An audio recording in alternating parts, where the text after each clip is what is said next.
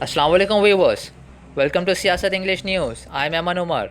The general body of Greater Hyderabad Municipal Corporation on Tuesday approved the annual budget of 5,600 crore rupees for the current financial year. The general body meeting was held through virtual mode in view of the COVID-19 pandemic. The budget was presented by the GHMC Mayor G. Vijayalakshmi. The biggest spending of GHMC in the current financial year will be on the roads, followed by the health and sanitation, parks, street lighting, sewerage and drainage. Telangana State Chief Secretary Somesh Kumar visited Government Hospital at Kondapur and inspected the infrastructure works. Hyderabad-based Raheja Group, as part of its corporate social responsibility initiative, has taken up this project. The Chief Secretary asked the officials to fast-track the work so as to make it fully operational by providing all the human resources and other logistics. The officials briefed about the progress of the works.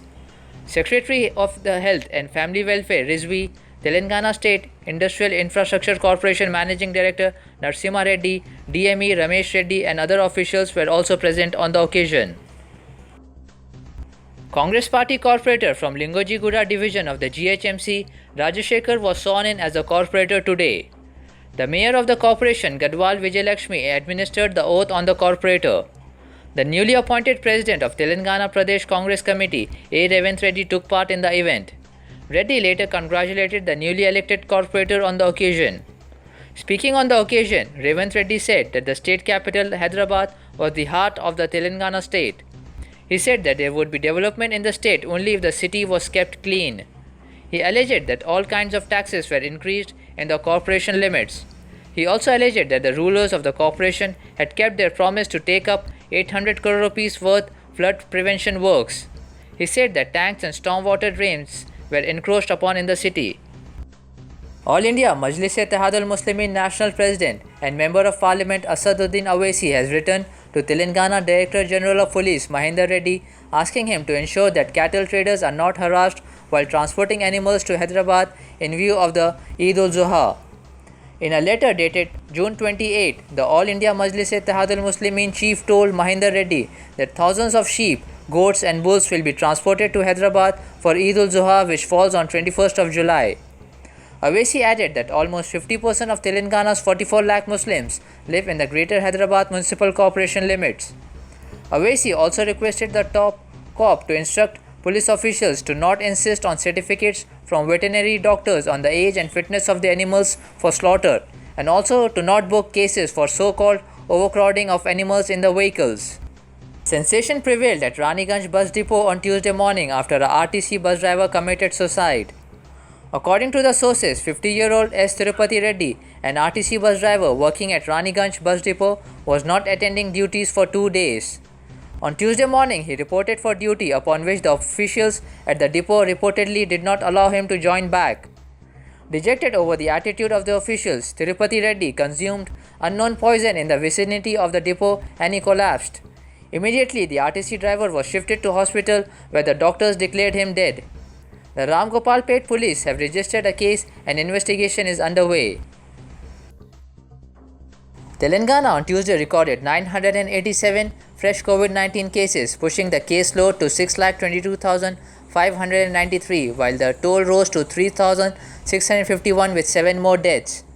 The Greater Hyderabad Municipal Corporation accounted for the most number of cases with 130, followed by Khammam with 102 and Nalgonda with 69 cases in the districts. The number of recoveries outnumbered fresh cases on Tuesday with 1,362 people recuperating from the disease. The number of active cases stood at 13,487. Delhi Chief Minister Arvind Kejriwal on Tuesday promised 300 units of free electricity per month for each household in Punjab if his Aam Aadmi Party wins the assembly elections in that state next year. The Aam Aadmi Party leader also promised a 24-hour power supply in Punjab and waiver of pending electricity bills if his party is voted to power. He made these announcements while addressing the media here. Punjab assembly polls are due early next year. Kejriwal said power in Punjab is the costliest in the country, despite the state being an electricity producer. The centre on Tuesday granted approval to the Moderna COVID-19 vaccine to enter the Indian market as the fourth vaccine in its arsenal to fight the deadly pandemic, adding that the next in line is the Pfizer vaccine. Member of Niti Aayog VK Paul made the announcement at a press conference saying that the new drug permission has been granted to Moderna, the first internationally developed COVID vaccine. Paul made it clear that the new drug permission is for restricted use and that Moderna will be administered in 2 doses. Moderna thus become the 4th vaccine which has been approved by the Drugs Controller General of India after AstraZeneca's Covishield, Bharat Biotech's Covaxin and Sputnik V developed by Russia's Gamaleya Institute. Around 2,000 residents of the United Arab Emirates from different countries have embraced Islam in the 6 months from January 2021 to June 2021, the Islamic Affairs and Charitable Activities Department in Dubai announced on Monday.